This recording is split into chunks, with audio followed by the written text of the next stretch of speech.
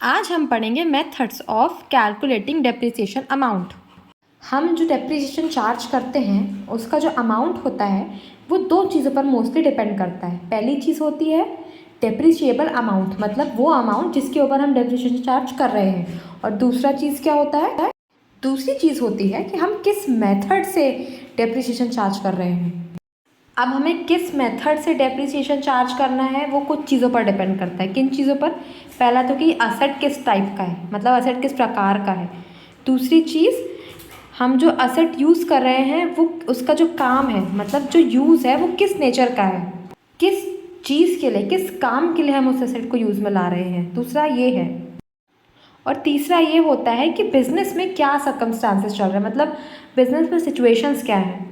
हमारा जो असेट है वो पर ईयर उसका वैल्यू डिक्लाइन होता है कंसिस्टेंटली, या फिर उसका अमाउंट पहले पहले ज़्यादा डिक्लाइन होता है, फिर धीरे धीरे उसकी वैल्यू कम गिरती है, या जो भी है ना, किस टाइप का असेट है वो डिपेंड करता है। और उसी मेथड, उसी को लेके हम उसका मेथड सिलेक्ट करते हैं। फॉर एग्ज़ाम्पल, हमारे पास दो फ़ोन हैं। एक है हमारे पास छोटा कीपैड वाला फ़ोन और एक है टच स्क्रीन फ़ोन। जो टच स्क्रीन फ़ोन है उसकी वैल्यू ज़्यादा गिरेगी, है ना। कीपैड वाला फ़ोन तो सालों साल चल जाता है यार, वैसे ही सेम चलता है वो। टच स्क्रीन वाला तो थोड़े टाइम में ख़राब सा हो जाता है।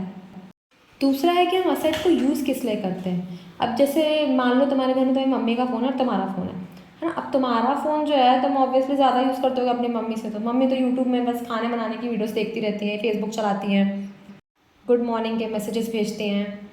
तो ऑब्वियसली जिसका यूज़ ज़्यादा हो रहा है, जिस टाइप का यूज़ हो रहा है, पबजी खेल रहे हो तो ऑब्वियसली उसका फ़ोन का लाइफ थोड़ी सी ख़राब तो होती है। उसका रैम थोड़ा ज़्यादा यूज़ होता है, बैटरी ज़्यादा यूज़ होती है, प्रेशर पड़ता है फ़ोन पर। तो उस पर डिपेंड करता है किस चीज़ के लिए आप यूज़ करें, मतलब आपका यूज़ किस चीज़ में हो रहा है।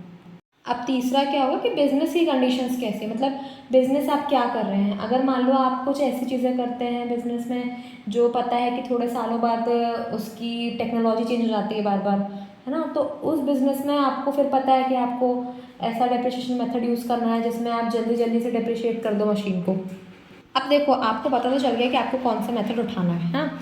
लेकिन अब वो मेथड जो आपने एक बार ले लिया वो आपको हर साल वही मेथड यूज़ करना है। ये नहीं कि आपने एक साल दूसरा मेथड यूज़ किया, अगले साल दूसरा मेथड यूज़ किया। कंसिस्टेंटली आपको वही मेथड यूज़ करना है।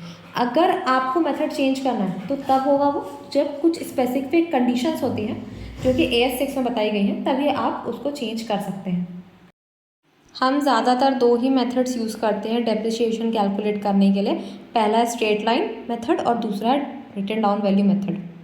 इनके अलावा भी कुछ मेथड्स होते हैं जैसे annuity method, depreciation fund method, insurance policy method, etcetera.